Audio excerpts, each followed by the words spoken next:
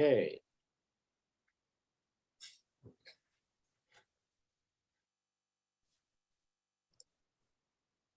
Okay, shall I begin? Yes, you should begin. Okay, thank you very much. Thank you all for— Yes, you should begin. Yes. I think there might be a bit of a lag between when I speak and when you hear me. So let me just say thank you very much for being here. And thank you for putting up with the weird Zoom-mediated, screen-mediated form of existence that we've been all living with for, a year and a half. It's a real treat for me to be invited to give a talk, and I have attended this retreat that you're on 3 years. The first year it was in existence, and all the other years. I have a sense of what it's like to be at the Christine Center and what it's like to devote, a full week, almost a full week to meditation practice and learning and living in a community. So it's a wonderful opportunity. And what I'd like to do today, though, is give about a 45 minutes talk about self-compassion. And let me just jump into it. I want to talk about 45 minutes, and then after that have a Q&A. In fact, I'm making a mark to myself to stop exactly in 45 because I really want to hear your responses and your questions. So that would be 10. So the topic is self-compassion. And I think about self-compassion as a positive emotion, as a form of self-care. Now, there is a large literature on self-compassion from psychologists and psychotherapists. And actually, I have some of the books here in front of me. Perhaps you know these books already. Mindful Compassion by Paul Gilbert, who's a British psychologist. And then there's this book, The Mindful Path to Self-Compassion by Christopher Germer, who is an American psychologist. And these are psychologists, these are academics. They've been very influenced by Buddhism. These books weave together Buddhist ideas, which I think are foundational here, with their own Western academic training. Now, that's a fruitful approach. The sort of East-West Buddhist psychology, Western psychology, meditation practice, psychotherapy. It's a very fruitful approach. It's a big tent. It's a wide open door, I think, for people who are suffering and who could benefit by learning about the need for self-compassion and particular exercises. Now, I personally have benefited from this a lot. And 1 year ago, I took a 10-week on the web online course in mindful self-compassion. That was one of the reasons that I leapt at the opportunity to talk about it this morning. But I'm not going to try to squeeze in that 10-week, or this, 1-inch thick book into a 45-minute talk. This talk is not a substitute in any way for that longer course. And these courses are widely available. They cost, but they're widely available online and eventually, of course, in person. But what I want to do today is look specifically at Buddhist ideas and build up a view about self-compassion kind of from the ground up, using notions of suffering and interdependence as I've come to understand them over the years. So let me say, in full disclosure, I actually do not have any formal authority as a Buddhist teacher. I've never sought it out. In my day job, I'm a college professor. I'm a professor in the Department of Anthropology at UW Milwaukee. So I enjoy teaching. I enjoy learning and teaching. But because I must say I'm not, I don't have any formal kind of credentials as a Buddhist teacher. So I've simply been a student of Buddhism. I'm a Buddhist student, not a Buddhist teacher, and a meditation practitioner for my entire adult life. From my perspective, and I enjoy learning about this stuff. I enjoy sharing these ideas in discussion with people at the Mindfulness Center of Milwaukee, where I'm affiliated. From my perspective, a Dharma talk like this should organize complicated ideas in a simple way and make reference to Buddhist sources, like the Pali Canon, which means the original scriptures of the first time Buddhist ideas were written down about 2,000 years ago, and make reference to commentaries by other Buddhist teachers, and make some suggestions for practice and further dialogue. I do not claim these ideas are the final truth in any way. I'm not putting myself up on a pedestal. I'm just sharing what I've learned and what I've experienced in my own path. There are many points of view, as I'm sure you know, about mindfulness practice and Buddhism. This talk is just one path through, a much larger landscape. So having said all that, let me say I want to talk about three things here. The first section of my talk I call Foundations of Compassion, Buddhist Style. And then the second section of my talk, let me get to it, remember my title, is Self-Compassion from Practice to Theory. And the third section is Resistance to Self-Compassion. Then I'll have a few closing words. So let me first talk about compassion before we talk about self-compassion, because I think the practice of self-compassion is a special case of compassion. And actually it's the best starting point for understanding compassion. So here's a story that comes from the early Buddhist writings, again, about 2,000 years ago. And I'm going to put it in my own words, not the kind of old-fashioned flowery language that we use. So here's the story. Actually, if you're interested in the source, this is from the Anguttara Nikaya, which is one of the 5 kind of collections of early Buddhist writings. A guy's walking on the road on a very long journey. He's exhausted, he's alone, and he's feeling very sick. The village he left is far behind, and he's not yet reached the village where he's heading.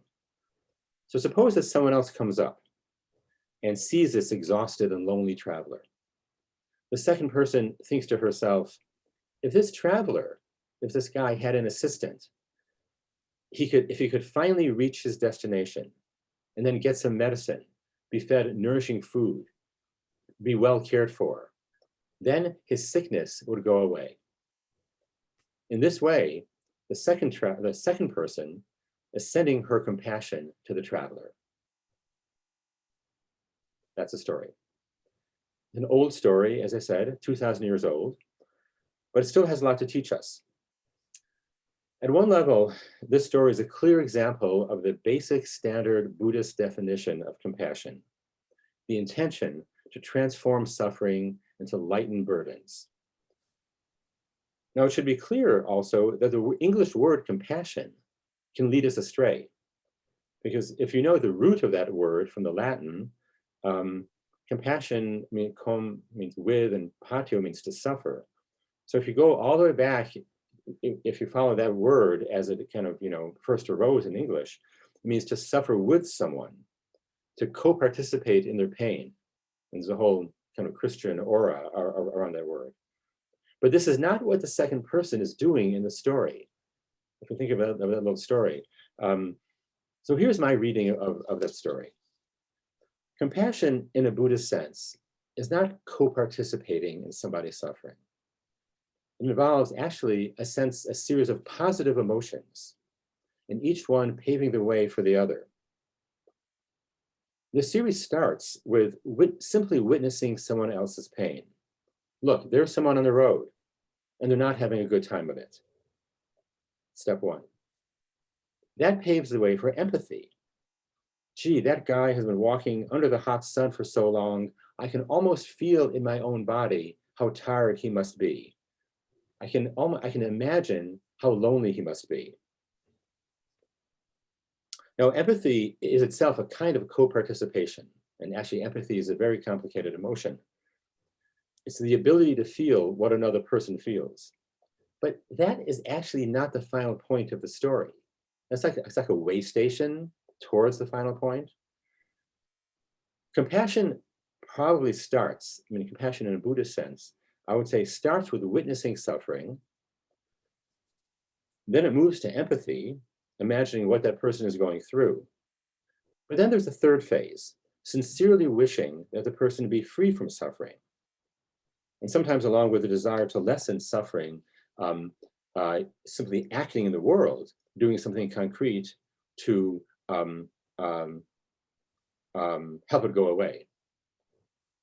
So there are three different moments that are wrapped up in the word compassion and in the Buddhist sense of that word. So I do want to build on this notion of compassion as a process, not a singular thing, but a process, an unfolding of helpful emotions, helpful to oneself and helpful to the other person.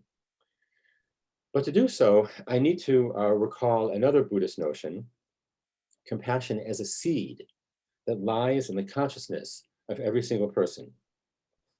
So when I talk about ways to develop compassion, I'm presenting a particular view of human potential, a view of what ordinary beings can actually develop into.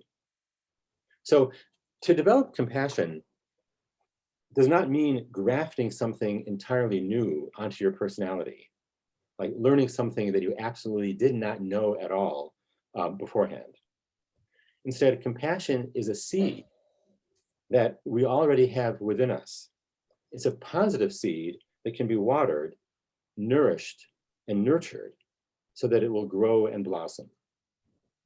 But the seed, and this is crucial, the seed already exists in people. So here's a quick example. Imagine that you're on the street back in Milwaukee or Chicago or Minneapolis, wherever you're from, and you see a child wander out into the traffic in danger of being hit by a car. Now, I bet that every single person on this, sitting in the shrine room, in the Christine Center, every single person on this Zoom call would do something immediately to save that child's life. You would scream, you'd say, stop, or you would rush out on the street, kind of grab the kid by the arm, or put your hands up like this to stop the car, coming towards it. Grab the kid back onto the sidewalk. And that reaction would be automatic, like in 99.9% of humanity, that reaction would be automatic. It would be an instinct. Now that's the seed of compassion. The key question is, how can we water that seed so that we can manifest compassion not only in the extreme situations, the actually quite rare situations, like seeing a child wandering in traffic, but to deal with the ordinary and highly personal forms of suffering that we encounter every day in our own lives and the lives of others. So, compassion is a seed that can grow, that can blossom. The growth process begins with witnessing pain, witnessing suffering, and witnessing, I don't mean that necessarily in a legal sense, but witnessing as opposed to running away from it, right? Staying with it.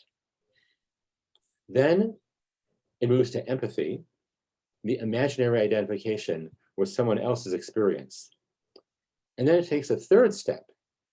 Compassion grows into two feelings, what we can call active compassion and gentle affection.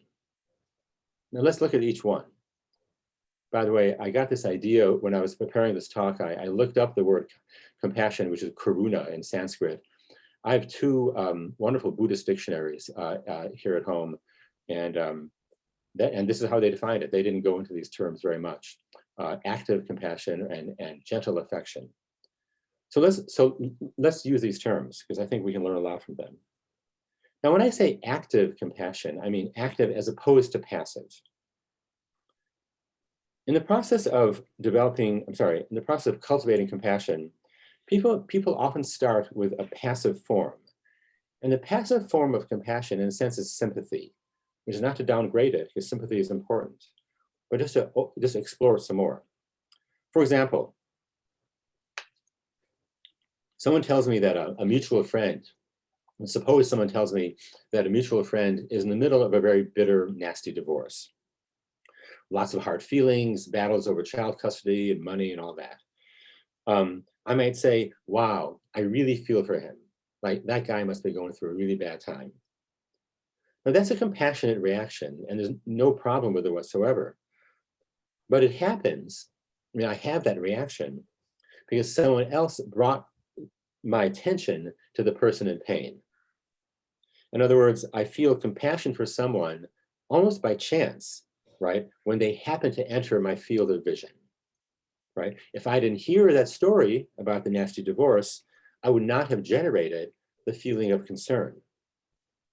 And in the story from the sutras, from the Pali Canon, the lonely guy, hot, under the heat, feeling kind of sick, walking along the road, the traveler, the second person in the story saw the hot and lonely traveler on the road just because she happened to walk by at that instant. And if she had walked in another direction that morning, the compassion would not have arisen.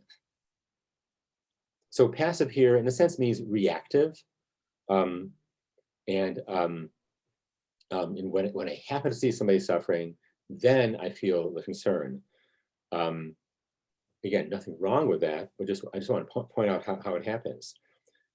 And when it happens that way, the compassion can start to resemble sympathy and pity. Now, I would never criticize sympathy or pity for what they're worth, and they're a lot better than nothing, okay? But there is a further step in this process. So active compassion.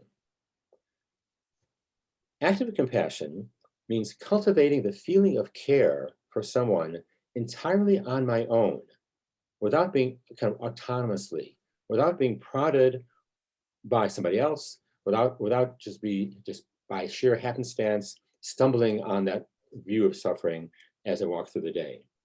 So active compassion is proactive, not reactive. It is intentional. It starts here, right? It starts here, something that I set out to do on my own, without any external reason, without anybody prodding me to do so. I summon up the feeling of care and concern for someone and the wish to relieve their suffering. So being very intentional about summoning this up, being very intentional, making the explicit decision to bring up a feeling of care for someone is what makes the Buddhist pathway of compassion kind of special.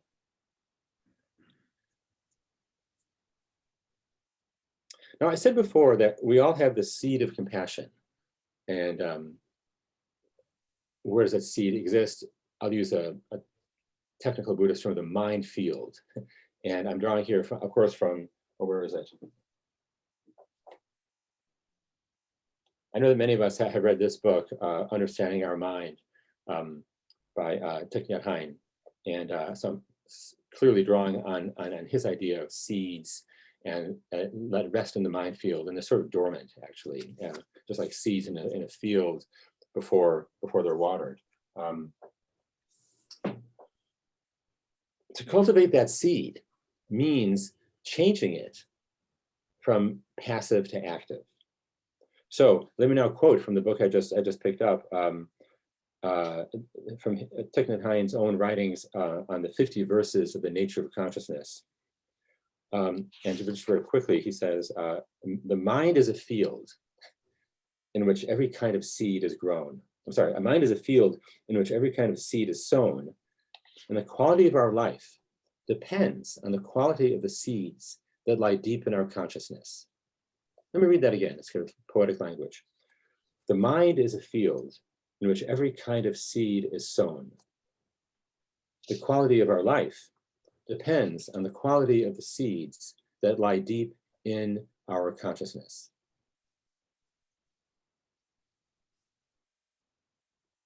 By the way, just as a footnote here, Buddhism as a religion grew up in South Asia, and South Asia is a rice growing area. And so if you look throughout Buddhism and actually in other aspects of South Asian culture, they always talk about rice fields, right? I mean, rice fields is like the way we might talk about, computers or some things like that. They interact with it every day. So the metaphor of the field and the seed and cultivating it and sowing it and watering it, that's to understand that way of life helps us understand the power of this kind of poetry. So compassion is already a seed in our mind field, in our consciousness. And it's in there with all the other basic emotions and mind states. Compassion is in there with delusion. It's in there with happiness, the seed of happiness, the seed of suffering, all the other habit energies that we manifest every day. And the quality of our life depends on how we manifest compassion. I say that not just as a logical conclusion, but also reflecting on my own personal life. The seed is already there, deep in our consciousness, but we can transform its quality. And transforming it from passive to active is a key step. So let me go on and talk about gentle affection, the other part of the definition. Most often, very often, and for a lot of people, witnessing somebody's pain and then feeling empathy for it generates the urge to fix it, to give advice, to lay out an action plan. Now, many times that's a great thing to do because maybe I, the outsider, the second person looking at the traveler, I have more distance from the guy suffering and its cause. So I can see it, maybe more clearly and more objectively. And on that basis, figure out how to lessen it. Maybe I have more resources than the fellow who's suffering. And I can give my resources to someone in need, which is, of course, another great thing to do, another form of compassion. But as a spiritual practice, as a kind of, the Sanskrit word bhavana, which means cultivation, and often that's the word that's used in the text when they talk about meditation. As a kind of bhavana, as a kind of like, self-cultivation, compassion involves something else. It is not trying to fix things. It's actually not even trying to make things better. Of course, gentle affection should never replace material aid, but it is different. Gentle affection here is simply the assurance to someone else that I see you and I care for your suffering. I care that you're suffering. Gentle affection comes across in phrases like this. Imagine saying to someone, I know that it hurts and I'm here. Or saying, I know that it hurts and I will sit with you for as long as you need me. This kind of assurance is not forceful. You're not trying to, turn things around for the person. You're just saying, I know that you're in pain and I'm here to be with you while you are in pain. So that's why the word gentle is so appropriate here. Compassion in this sense does not offer advice. It is not impatient for the suffering to end. It is not analytic in the sense that it does not investigate into the causes of someone's suffering. And it is not judgmental. The question of whether the person brought on their suffering all by themselves does not even arise. So compassion in the sense, the sense of gentleness is not just a toss-off word that makes us feel nice. Gentleness means something here. It means something very different, I think, from the way that, it's pointing us in a direction that's very different from maybe our kind of default reaction when we see somebody in suffering. Because to practice gentle affection, the cause of suffering is just not relevant. That's not what we're about when we practice this kind of emotional gesture, when we make this sort of emotional gesture. And how long it lasts, how long the suffering might last is also not relevant. Maybe the other person's suffering will last their whole lifetime. Maybe it will go away. Maybe it will go away and then come back again. But the assurance that I see that you're suffering and I'm here and I am hoping and wishing that somehow your suffering can lessen, that's the constant, no matter if it lessens or not. And blame has absolutely nothing to do with it. Maybe the person who is suffering is really the innocent victim of someone else's hatred or greed. Maybe the person who's suffering brought it all on themselves. But it makes no difference from the point of view, from the standpoint of gentle affection. Because to nourish the universal seed of compassion is to take an attitude more fundamental than any of those issues.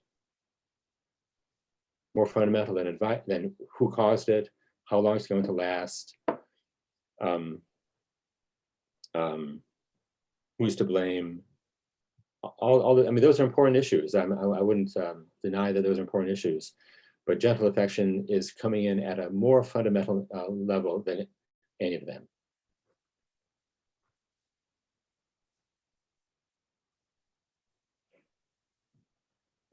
People in the mindful self-compassion world, that sort of Western psychological kind of inspired view of things, often talk about why compassion is, especially self-compassion, which I'm going to move to in a second, why self-compassion is in some ways more effective. I mean, they claim this from their own research and working with patients, that self-compassion is more effective than your standard kind of self-talk. Sort of like, what's the word I want? Kind of giving a pep talk to yourself, right?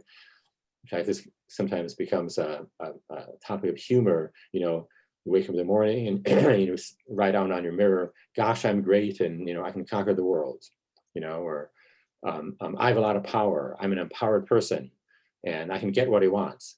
All these sort of like self-help type phrases, and maybe for some people that helps, but the problem, people have written about this, the problem is that those phrases are going to stop working when your life doesn't get better.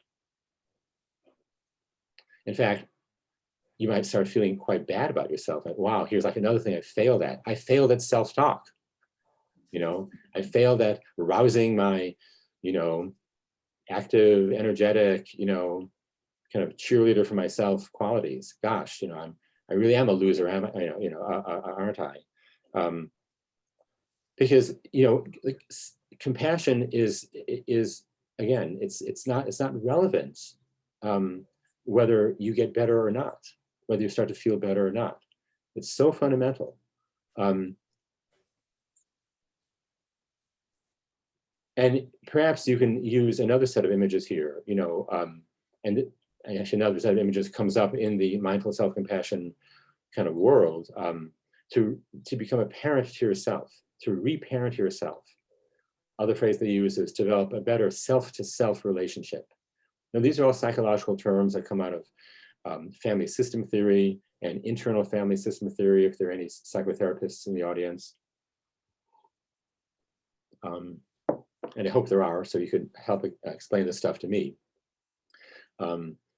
But if you can imagine, actually from another Buddhist source, if people here know the Metta Sutra, which is the source of loving kindness practice, there's a wonderful line in that sutra which says, just as we should extend our loving kindness and our friendliness of the whole world, just as a mother would protect her only child, right? It's a very grandiose notion. We should cultivate an attitude towards the world, just the same attitude as a mother has towards her only child, which is an unconditional attitude. You don't love that child only if they're going to grow up and be successful.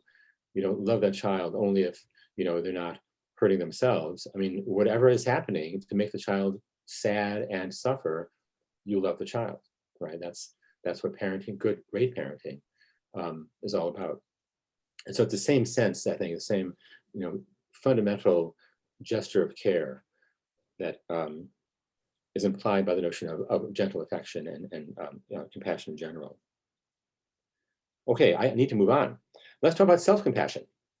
And self-compassion, and I call this section from practice to theory, because I want to introduce an exercise in self-compassion. And this is a Dharma talk, not a meditation instruction talk, and I respect the difference between those two things, different genres, different types of talk. But I do want to talk about Tonglen, and that's Tonglen, if you don't know how it's spelled. And that is a compassion practice, which many American Buddhists know about. It comes from the Tibetan tradition. It means sending and receiving. So I'm just going to describe the main points, not go through it as an instruction.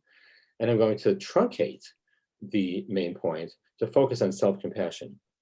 So this is not the time or place for serious meditation instruction, and if you want that, it's very easy to get.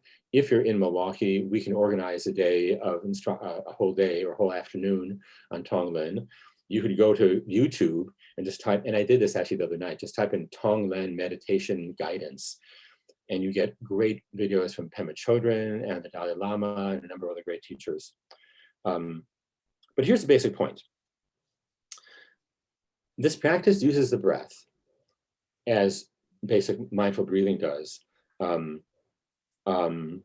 it uses it in a different way. Here it is in brief. You establish yourself with 5 minutes, say, of mindful breathing, or 10 minutes, just to sort of let the thoughts settle down a little bit. Then you do a form of visualization, which is actually very bizarre. You imagine you are breathing in something painful and breathing out something that's soothing and healing. For example, and you imagine that you breathe in sort of thick, hot smoke, the kind of smoke that would, choke you.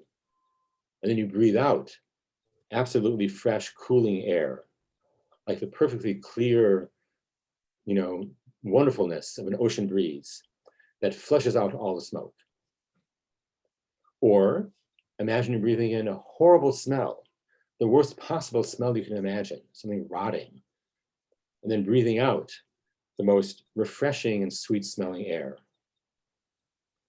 Or imagine you're breathing in the worst kind of anxiety, like a knot in your stomach, a mind racing in fear, and breathing out a warm and clear confidence. So you establish yourself in this taking in the bad and giving out the good in a very concrete, visceral way, right? And now it's a work of the imagination. The whole thing isn't really an artifice. You're playing with your mind, but you're generating a fear and you're generating a care. You're generating fear and tightness and suffering, and you're generating care and compassion and the giving out the thing that will calm and soothe the suffering.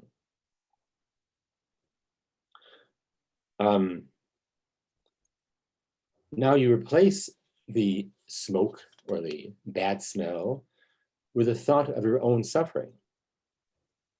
That's the next step. So you summon up something that's making you suffer. And I would suggest starting something minor, like a small frustration, a small sense of loss, a personal interaction that hurt, something that happened yesterday, a disappointment in work. You breathe it in. See, this is the intentional part. This is the active part. Like you're just sitting there, whatever, and then you think, oh yeah, that thing hurt. You breathe it in, and then you breathe out a feeling of support. It's like you follow the breath out and imagine that coming out of your body is a feeling of warmth and compassion for that particular kind of suffering. So you've already established the rhythm. Now you start to kind of the rhythm of taking in the bad, giving out the good. Then you apply, you kind of like drop in, taking in something that hurts, taking it in actually, and then breathing out the compassion for it.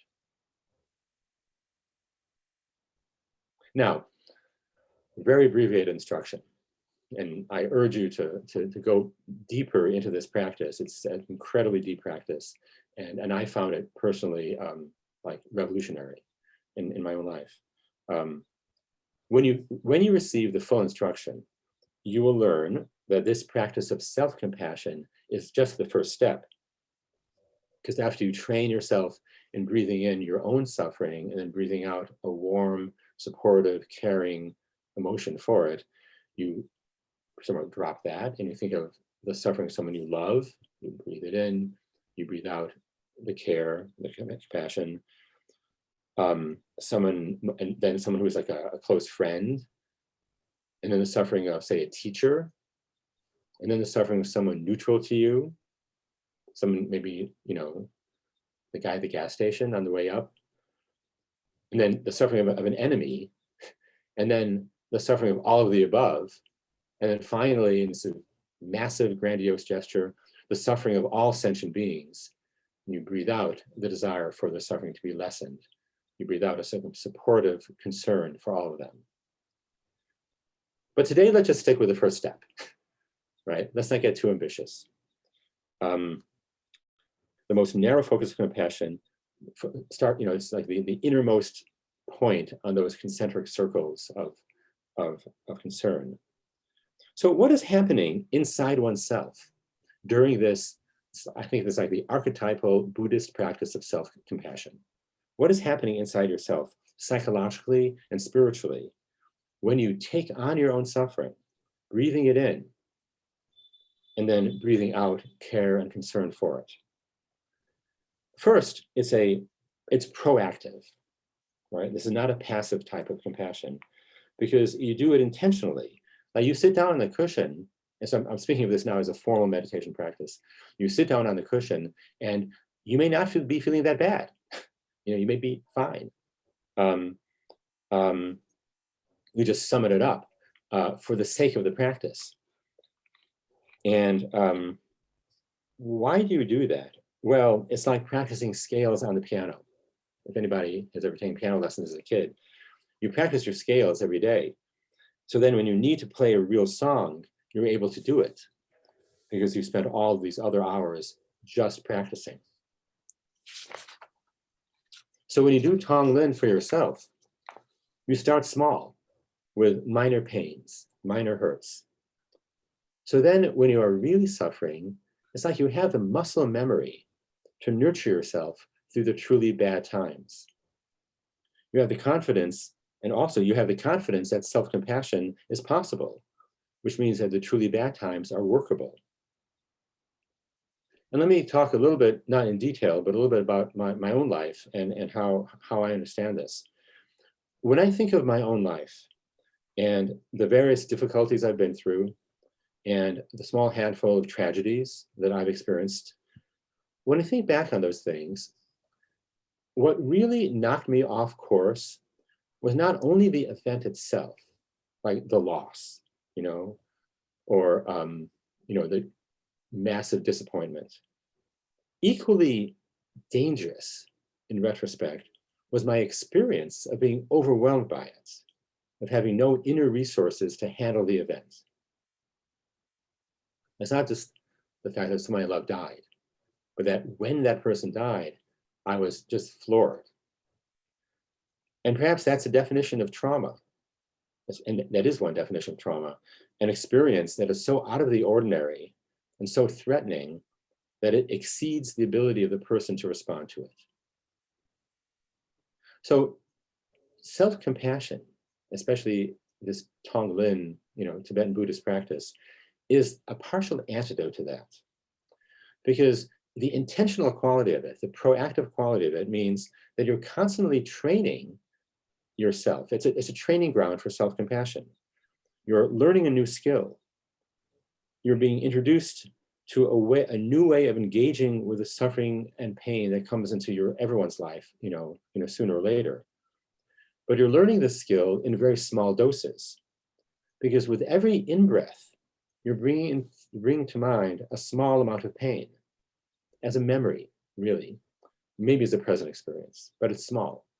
With every out-breath, you're soothing that pain with a heartfelt wish to replace it with healing and comfort. So in this sense, self-compassion is the opposite of self-abandonment. It's the continually renewed experience of staying with yourself, of providing care and comfort with yourself when you might just want to get the hell out of the room. So you practice it in small doses, but they do add up over time. And I am speaking from my own experience. And here's the image that I use. It's like the way that a coral reef grows. Here in the Midwest, we don't have coral reefs around us, but if you've ever seen a photograph or gone snorkeling, in the Florida Keys. Coral reefs grow one small layer at a time. It's like really almost like microscopic, like very small layers, one thin layer at a time. But after a few hundred years or whatever it is, I mean, that is a solid. That's a solid, solid object. So the experiences of pain that you breathe in when you do this practice could be very minor, like I arrived late at a party last week and I felt embarrassed. They could even be very free floating, not even have like a real world event connected to them, like just a sense of tightness in your chest, or a fear, a kind of vague, free floating anxiety about something. You don't quite know what it is. You breathe it in and you breathe out a sense of care, a sense of warmth to yourself. And I found that over the years of formal practice, that rhythm, the breathing in, breathing out, has become very familiar. Like I become familiar with it during formal practice. So I'm beginning to be able to summon it up during the day. And when I do, I feel like I'm touching base with an old friend, a reliable friend, and someone who will be there for me, kind of come what may. Pardon me one second. So in the first part of my talk, I said that compassion unfolds in several steps, a series of positive emotions, each one paving the way for the next. And self-compassion works the same way. First, there is the witnessing of the painful experience. Then there's a little flash of empathy, actually, which is easy because it's your own experience you're talking about. And actually the word witness, again, it's not just a legal witness, and it's not like a scientist in a white lab coat looking at a rat in a maze. I'm looking at myself. I'm looking at myself as a good friend would look at me, identifying with what I'm going through. And then there's the sincere wish to remove or lessen that suffering. Also, this is gentle affection. Tonglen is not an analytic practice. I'm not trying to investigate why I'm suffering or whether I'm to blame for that suffering. So suppose I did come late to the party. Suppose it was entirely my fault and I felt embarrassed because I stumbled in and half an hour late. The blame part does not factor into this practice. And it's a very patient practice. Doing Tonglen for oneself has a kind of infinite and unconditional quality. It can be repeated, and actually I would say it should be repeated every day, even if the suffering actually never disappears. Because this kind of compassion for oneself is the perfect embodiment of the phrases of compassion that I mentioned earlier. I know that it hurts, and I'm here. I will sit with you for as long as you need me. And as a matter of fact, I sometimes use those very phrases, and I say them silently to myself, along with the out-breath. So let me move on, because time is running short, to the third and final stage of my part of my talk, which I call resistance to self-compassion.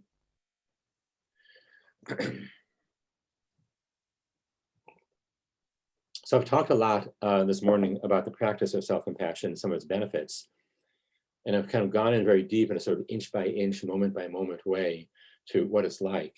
But let me now kind of like widen the focus, like draw back, if I had a camera, draw back and look at the whole landscape and discuss some reactions and some objections that people have to self-compassion. And this is a really interesting thing they do in the mindful self-compassion courses fairly early on in the course. They ask people, so like, why wouldn't you do this? And actually people have pretty strong reactions against it. First, sometimes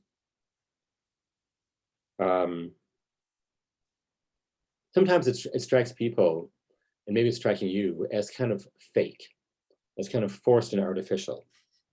And indeed, that does really how it feels. That is how it feels at the start. And some people say, well, it's like really strange, and it just has it backwards. I want to like breathe out my bad feelings.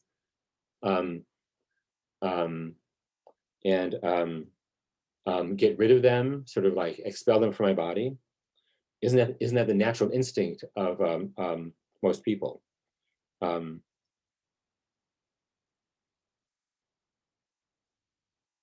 and there are two responses.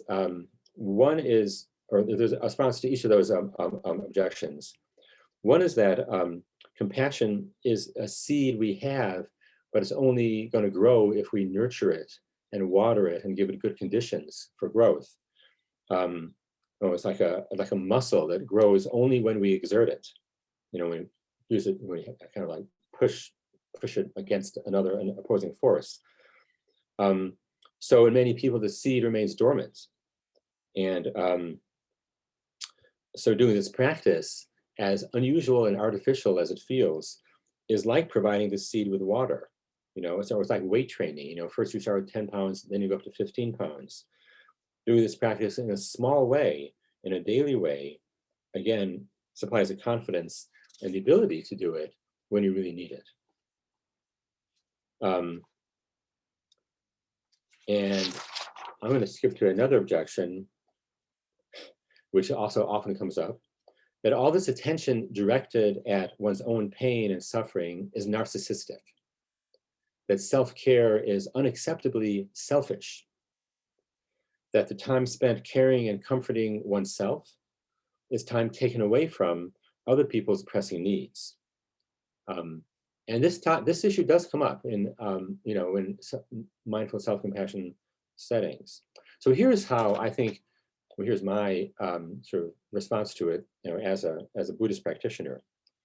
And it's another story, another one of these 2,000-year-old stories, like the one that I started the talk with. Thich Nhat Hanh uses this story, talks about it a lot, so perhaps it's familiar to you already. I'll paraphrase it. There was a pair of itinerant jugglers, people going through from town to town, making their living, putting on a weird juggling act, and sort of kind of actually more of an acrobatic act. And they would use bamboo poles. There are two of them, a master and an apprentice. So one day the master says to the apprentice, okay, climb up these poles. I'll put poles on my shoulder. You climb up the poles and stand, 10 feet above me, balancing on the poles. So the apprentice does, and the master then says, now, protect me well, right? Look at me, look at how I'm doing, look at whether I'm going to fall off, or not, or stumble or not, and I'll look at you and look at how you're doing, right? I'll gaze upwards and look at whether you're sort of on point and bouncing properly, and in that way, we'll stay safe. And the apprentice says, no, master, you have it wrong. You protect yourself, and I will protect myself. And thus, here the quote is, thus self-protected and self-guarded, we shall safely do our feats.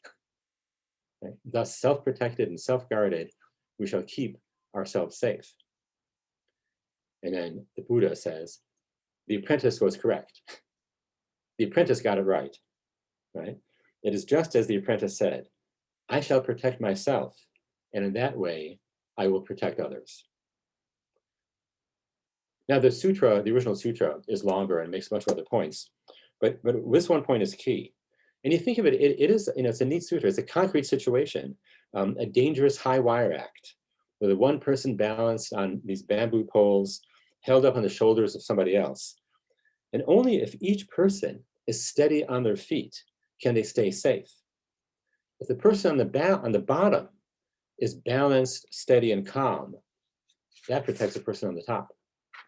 And if the person on the top, but if the person on the bottom is constantly looking up, to make sure the apprentice is okay, that person can easily, the bottom person can easily trip, and both will fall down. So here's my paraphrase. Only if I am well practiced in dealing with my own pain can I possibly do the right thing when someone else's suffering enters my life.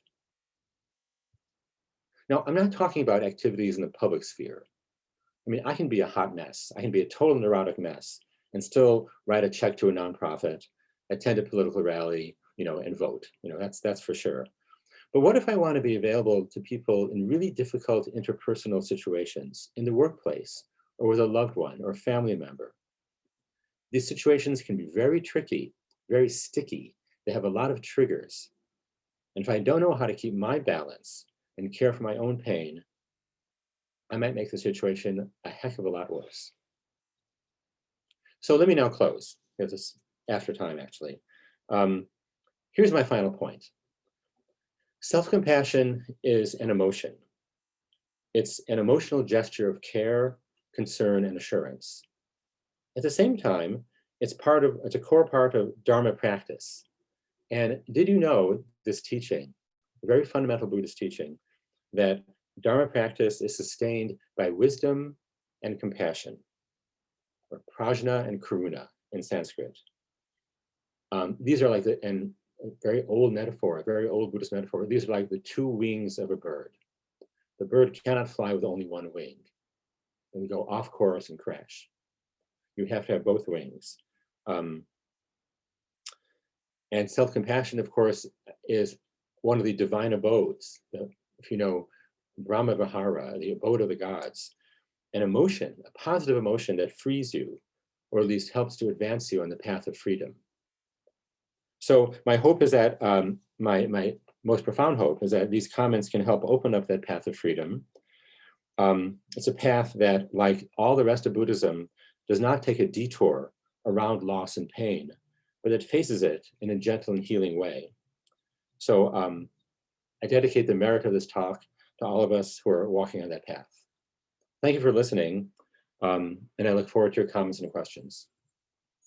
Paul Norton, back to you.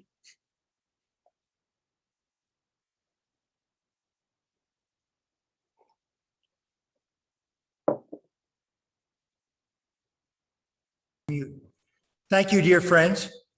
If people have any questions in the Christine Center space, how are we doing on the microphone? Did we solve the microphone problem? No, we didn't. No, we have to use that. Okay, then people will have to come and ask me or tell me the question. I can pass it on to Paul. And of course, anybody in the Zoom space. So does anybody have a question for Paul? Yes, Larry. Why don't you come up here? That'd be the easiest thing, yeah. Larry Hopwood has a question.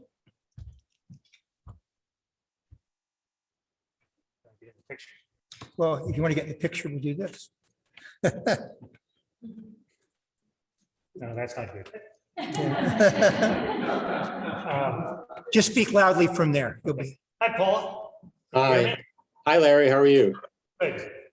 The question I have is about maybe a progenitor to self-compassion.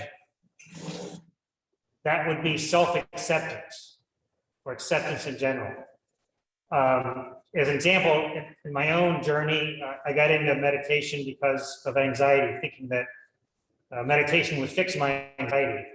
But what I learned was it was more a question of accepting the anxiety. And then at that point, I could show compassion. Any comments, any thoughts about, acceptance being maybe another step towards self-compassion? Yeah, I think you're absolutely right. Am I coming through? You're coming through fine, Paul. Thanks. Yeah, I think Larry's question. Thank you, Larry, for the great comment and question. I mean, it's you're absolutely right. Self-acceptance, it's crucial. It's absolutely crucial. And one can talk about self-acceptance as a progenitor, a necessary first step, or equivalently, you can know about self-acceptance as a component of self-compassion. And that's what when I kind of went on and on about how, self-compassion is not analytic and it has absolutely no hint of blame. Self-acceptance is implied by that.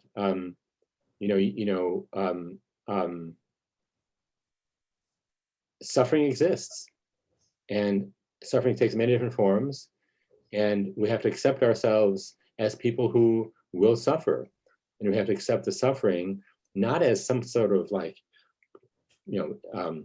indicator that we've messed up in life, or that we are not strong enough, but just as an indicator that, our eyes are now open to the way life really works. And one person's suffering might manifest as acute anxiety. Another person's suffering might manifest as just, sadness. Another person's suffering might manifest as feeling like they've never done enough or haven't achieved what they set out to do. And these are all just different, flavors of ice cream. It's really, from the standpoint of the first noble truth, this is how suffering is appearing in my particular life. Wow, that hurts. Can I stay with myself and feel concern for myself in the middle of that hurt? So absolutely, self-acceptance is totally braided into self-compassion. That's how I would respond. We're having bells somewhere and I don't know where they're coming. Oh, there they are. I need to get rid of that for a second.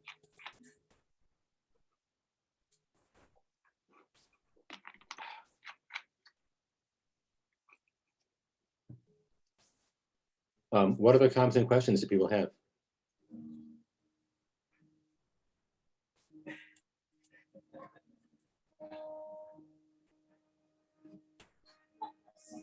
I got to get rid of it.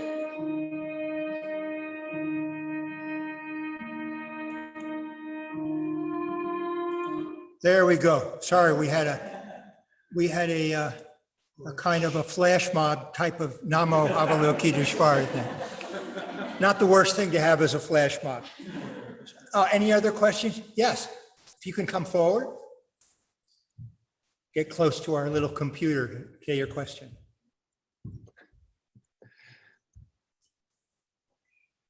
Hi, Paul. I'm Stephanie. Hi, Stephanie. I'm wondering how you would begin to describe shame as an antagonist to self-compassion. Yeah, that's a great question. Well, you did it already. Shame is an antagonist to self-compassion, and you're absolutely right. And the lingo that one framing of that is used in the mindful self-compassion world is the inner critic. We all have, and we are often our own worst enemies and our own harshest critics. Shame is something which, I mean, it's difficult to deal with because it's so pervasive. It's often actually part of the human, and that's another seed. I mean, shame.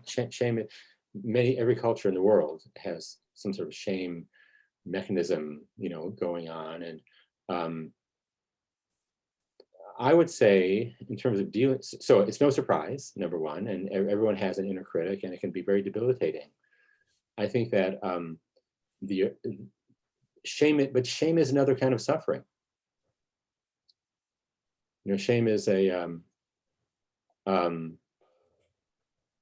the old distinction between guilt and shame is that guilt is when you feel bad for something you do or did, and shame is when you feel bad for something you are. I'm ashamed because of an aspect of my identity, and it's crippling. Shame can be crippling. So I would, my kind of quick on the feet response to this is shame itself can be the object of care. I mean, shame itself, can be something which you can, I mean, if you try to reparent yourself, as one tries to reparent oneself, and one tries to, breathe in this feeling, man, I'm ashamed of this, and breathe out a feeling of, it's okay. I feel, and you're, and I wish you could be soothed for that feeling of shame. Without trying to get into the mind games about where the shame arose, I mean, if you want to, that could be very helpful. And I'm a lifelong consumer of psychotherapy, so understanding where shame comes from can be, very important in one's path. But at another level, as a matter of Buddhist practice, shame can just be seen as another form of suffering. I mean, engulfing. I mean, you know, and a pervasive form of suffering. But then it's something you can breathe in and then breathe out something else, and sort of balance. You know, this whole breath technique of, you know, breathing in, breathing out, you know, taking and taking and sending, is a way of achieving a kind of parity, you know, kind of like equal balance between the difficulties, for example, of shame, the harshness of shame, and the ability to soothe oneself in a calming way. The shame may never go away, but that's okay, because there's always an out-breath for every in-breath, you know? So again, it can just become another, that might just be your brand of suffering. Welcome to the club. And there are, but it can be equally workable. Thank you, Paul. Thank you for the question. Anyone else in the room? Meredith. We'll get somebody on the Zoom screen after we get Meredith's question here, I think.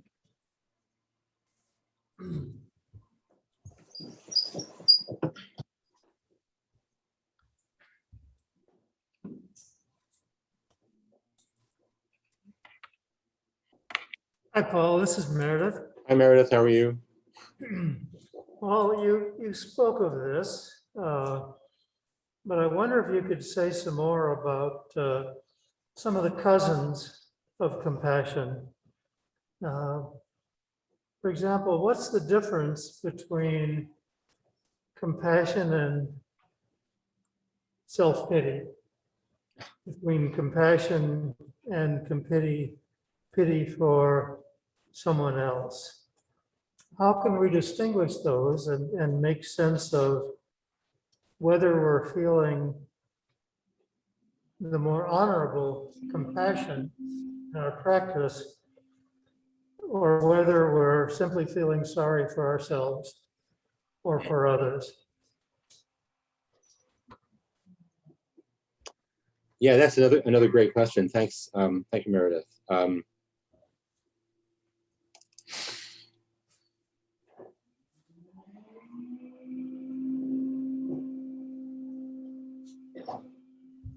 Well, let me approach it first by talking about compassion for others, because I think pity for others and self-pity are two different phenomena psychologically, even though they use the same word. I think when I think of the word pity, and after this talk, I'm going to go down to my dictionary downstairs and look up the word pity to learn more about it. Well, when I think of the word pity, I think of pity for someone else. I think that it involves a sense of superiority, either kind of overtly or either explicitly or implicitly. You know, actually, maybe some of us are old enough to remember what's his name, Mr. T, who's, you know, an old kind of like actor whose phrase was, you know, pity the fool, right? And when you say, like, you know, pity the fool, which means like, you're foolish and I'm not, and, you know, as a kind of like you know, performance of my superiority, I'll pity you. Only if you have enough, only if you're high enough above the other person, you know, can pity come to play. And so pity is, to use a kind of phrase people use, it's like othering, you know, it's, you know, the phrase, it's like, if you pity someone, you are, you almost by definition, you're kind of situating yourself, you're locating yourself in a separate spot on the landscape. And pity actually produces distance. It's derived from distance, social distance, and it produces it. Compassion is very different. I mean, compassion implies that kind of equality between the person who needs compassion and the person who's giving it, and a kind of human equality. I mean, it's a profoundly humanistic type of relationship. Pity involves hierarchy, I would say, and I'm a social scientist, so that kind of thing, you know, typically that the notion comes. That's the first idea that I have. Feeling sorry for oneself, though, like self-pity, yeah, I think that's a little different. I mean, when self-pity is not considered an honorable, or dignified. I would use the word dignified. It's not considered a sort of dignified kind of emotion. Partially because you are, it's playing the victim. It's like feeling like a weak victim, and sometimes it's a play for sympathy, and not a very direct. I mean, it's a sort of indirect performance to garner other people's sympathy, and sometimes it's just actually even I would say even more dangerous. Self-pity is it's a unfortunate replication, or it's like an unfortunate, sometimes tragic way people put their own power out of reach. It's like a kind of obstinate desire to stay inside a perceived weak position. Like, all I can do is pity myself. I can't do anything else. I think having compassion for yourself is a much more dignified and even stronger self-to-self relationship, and certainly has a better outcome. Having pitying oneself is a sort of, I mean, it's like a treadmill, like a hamster in a treadmill. I feel bad, I've failed. Oh man, look at me, I'm messing up so much in life.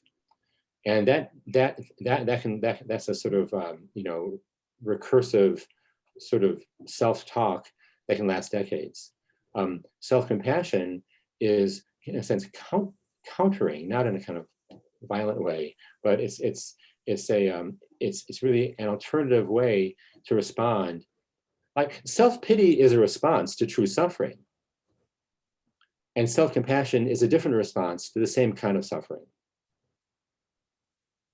And I think one has a choice, ultimately, as to which response to use. That's all I have to say at this time, but it's a profound question. Thanks, Paul. Dottie, did you have a question? Yeah. Hi, everybody. And thank you, Paul, for all this. I don't know if this is a question, and I don't know if it involves shame or pity, or seeking sympathy. I have difficulty, well, there you are. At my age and with my experience of Buddhism and any sort of self-understanding that I have, I'm annoyed that I still have difficulties and that I still suffer. I thought that what I learned would relieve me of any sort of, what would you say, hurdles, hindrances. Mm. And it hasn't happened. That's silly. But there you are. That's it. So, okay, it's a huge issue, and I need to give a short response because of the time. So here's my response. Narrow the time framework, because you're thinking about your whole life. I would recommend just thinking about, like, this morning, right? Like, what sort of difficulties are coming up now, and can you have compassion for those difficulties and find some way to equalize, the sort of vector force of the bad feelings with a force of self-care. Because, and the whole, I mean, one of the things that I always loved about Buddhist meditation is that it's very much, present moment, beautiful moments. These, the way that you phrase the question, Dottie, I mean, it's very familiar to me, because I say the same thing to myself, in my whole life, look at all the things I've done, and I still haven't all my years and efforts and everything, and I still haven't, achieved what I want to achieve. I'm still not emotionally in the place where I want to be. And that can drive you crazy. That's a sort of, because, strictly speaking, what can you do? Like nothing, those years are gone.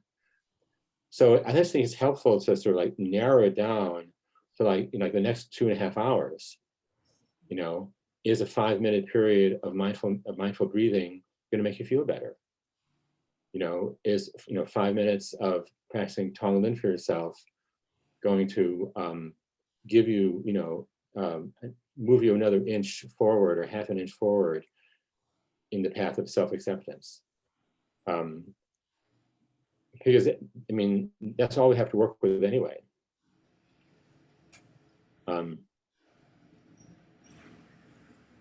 It's possible to, it's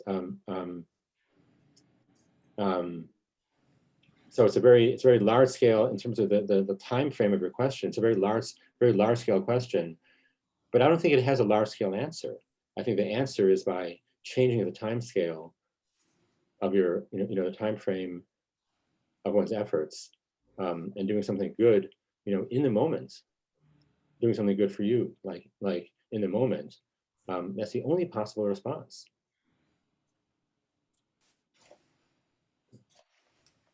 Thank you, Paul. Thank you, dear friends. I think our time is up. That was a very wonderful discussion. Since Paul can see people in the Christine Center, a few of them, let's give him a round of silent applause. There we go. Thank you very In the much. Plum Village tradition. And we missed you very much on this retreat, Paul. We hope to see you there. Actually, many people on the screen. We did walking meditation without Letitia this morning, which seemed very odd. Seemed like that wasn't right, but we did it anyway. So thank you all, and we'll see you all again. We'll see Cornelia here this evening. So thank you all for your time and effort. And Paul, once again, thank you for sharing your wisdom. Thank you very much. Bye, everyone. Bye.